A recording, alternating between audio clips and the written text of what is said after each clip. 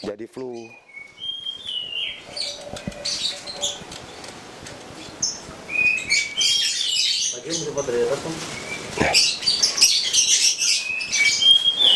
Inilah pengembunan yang baik dengan cara pengembunan cepat dari atas.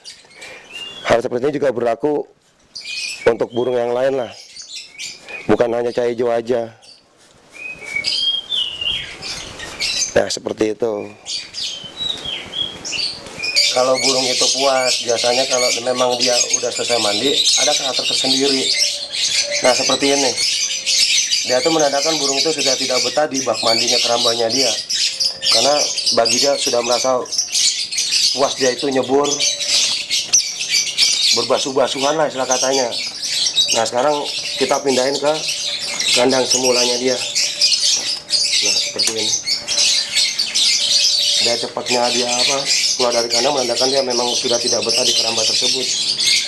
Oke, seperti ini lah. Nah ini seperti berlaku juga buat burung bahan. Usahain setelah mandi digebrak-gebrak seperti ini, biar itu merasa tidak takut dengan orang.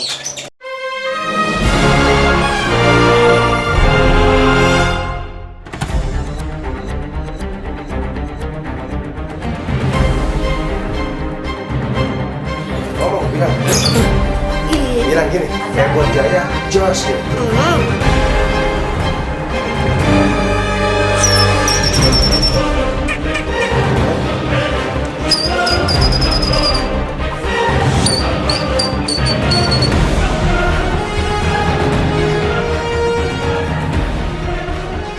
Ya baca bismillah insya Allah bisa gagal seperti semula. Nah kalau seperti ini, tanpa kita sadari dari air itu dia masuk ke hidungnya dia atau ke mulut, yang mengakibatkan burung itu jadinya pilek flu. Berokinnya susah masalahnya karena ada dukunnya yang lagi rokin. Nah sekarang kita masuk perawatan hariannya dia ini. Memang semua tuh perawatan tergantung dari karakter dari burung tersebut. Kadang-kadang memang kita sebenarnya nggak perlu maksain ya, atau perlu gimana. Jadi seandainya maunya burung itunya aja. Kalau hijau kita seperti ini, dia itu memang maunya hanya jangkrik aja. Memang ada cai hijau yang lain seperti itu juga ada menggunakan seperti kroto ataupun ulat tongkong. Kadang memang suka ada pertanyaan, kok nggak dikasih ulat tongkong gitu kan? Kan semua itu tergantung dari karakter burung tersebut. Jadi nggak perlu kita memaksakan. Kalau memang ingin memaksakan untuk memberikan ulat tongkong, bolehlah dengan cara seperti ini untuk membiasakan dia makan. Jadi dari pagi sampai sore itu seperti ini tidak kita kasih, hanya tempat minum dengan burung tersebut. Dan nanti cara pemberian ulat tongkongnya satu-satu kita berikan itu. Jadi karena kita kebiasaan dia makan, nanti dia akan makan tersendiri. Nah itulah cara pemberian ulat tongkong. Nah sekarang kita perawatan hariannya dia. Pisang diusahakan dengan pisau dibikin seperti ini. Nah kelihatan bagus juga pisangnya, juga burung itu ngambilnya tidak susah, bisa ngambil. Nah seperti ini kita tancapkan kemari. Nah sekarang pemberian jangkrik, kita biasanya ngambil jangkrik itu yang gemuk. Kalau jangkrik yang gemuk kita potek dengan kakinya. Kalau memang kita lebih telaten, kita ngambil dari kepalanya ini. Nah kalau jangkrik ini ada yang bagus dengan jelek, yang kita bilang kalau jangkrik gemuk ini kita buka, kita ambil. Nah biasanya yang tidak dimakan dengan cai hijau ya seperti ini. Ini yang selalu dibuang. Dia nggak mungkin konsumsi seperti ini. Nah jadi yang diambil yang di ini yang dimakan sama dia. Suka di parunya itu suka berlama-lama karena apa? Ibarat kata orang ya makan daging yang pahanya. Kita hanya memakai pagi dengan jangkrik F5. Ada seperti kita ngasih pemberian cai hijau dengan jangkriknya pagi hari 5, sore 5, itu pemakaian standarnya dia.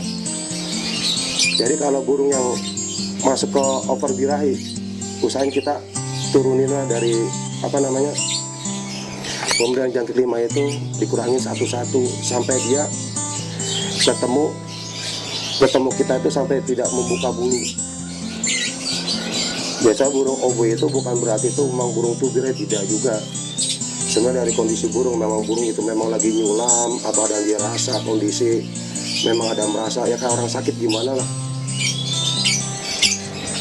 Jadi suka-sukanya dia aja maunya gimana. Nah itu seperti yang tadi kita katakan pertama, kalau memang jangkrik itu bagus bagi dirinya dia, itu akan dibuang dalamnya seperti ini.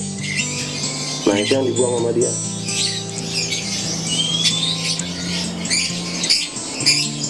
Itu yang tidak dikonsumsi. Nah, itu kan udah mulai apa, lepas ya.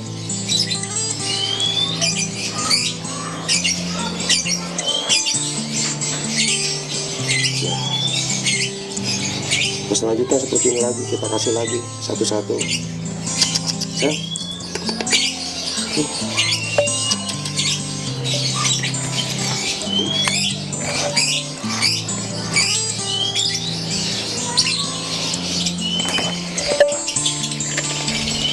Misalnya kita ngasih jangkrik satu-satu biar burung itu bisa tatap wajah si jokinya atau pemiliknya, dia tuh ngerti bisa digantangan itu atau biasa digantung di rumah. Jadi sudah kita panggil namanya dia atau si A, si A. Biasanya kalau memang burung itu nurut dia akan menyaut. Karakter aslinya itu aja belum mau. Nah kalau karakter aslinya itu tergantung dari burung tersebut, dia maunya apa gitu. Jadi kita ngikutin, jangan dia maunya kita ngikutin terbalik. Jadi maunya di burung itu ya kita ngikutin. Jadi kalau misalkan penyelesaian di lapangan, cara penyetingannya, kadang kita penyetingannya dari malam sudah bagus sampai paginya udah bagus. Tapi waktu kita, terutamanya kita tanya waktu kita ngebawanya lah, ngebawanya itu dari rumah ke lapangan. Kadang tuh ada cah hijau itu kalau kita bawa dari rumah ke lapangan itu kadang suara bunyi sendiri keras-keras, isian keluar di waktu kita gendong. Terutama itu di motor biasanya itu.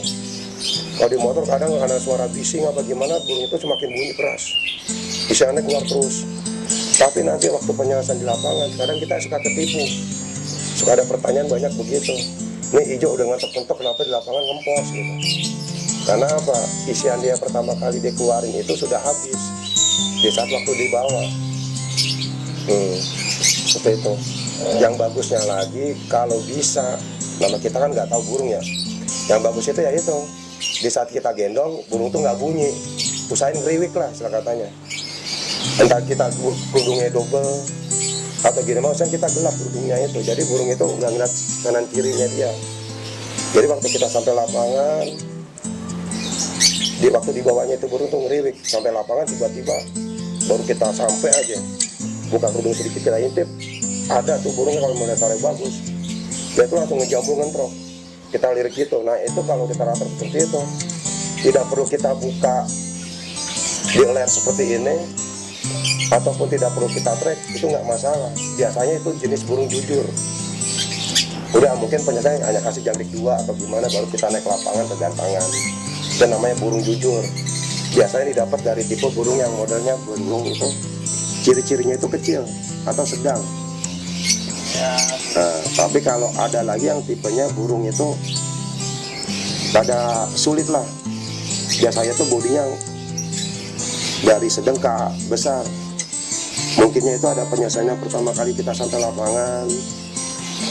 Mungkin kita buka di ler seperti ini sampai dia ngebongkar ikan itu sendiri. Ataupun kita track dengan lawannya dia di sebelum kegantang, ataupun nge-track dari 2, 3, sampai 5 burung, mungkin sampai bahkan lebih. Kalau bentuk paruhnya bagaimana yang ideal? Nah kalau bentuk paruh itu kita cari sebenarnya ada paruh itu kan bermacam-macam. Ada yang tebal panjang, ada yang tebal tipis, ada yang tipis tapi pendek. Nah tapi kita carilah, biasanya itu tergantung ya maunya kita apa. Kalau kita pengen nyari burung yang suka nembak keras, isiannya keluar, biasanya dicari yang paruh tebal dan panjang. Nah kalau perbandingan tangan seperti inilah. Nah tapi ini tebal panjang, tangan seperti ini kita pakai. Nah tapi kalau seandainya kita pengen nyari burung yang ngerol nembak, kita nyari burung ada yang paruhnya pendek seperti inilah, kita pakai lah. Nah dari ini setengahnya ini, jadi ini kita buat dari seperti ini. Nah biasanya seperti ini itu pak burung itu ngerol nembak, tebal pendek seperti ini ngerol nembak. Ada juga tipe burung itu yang paruhnya pendek tapi tipis. Biasanya itu seperti ini. Ya itu biasanya bentuknya sama bodi kadang suka nggak sesuai. Biasanya tipe burungnya itu dia ngerol kebanyakan.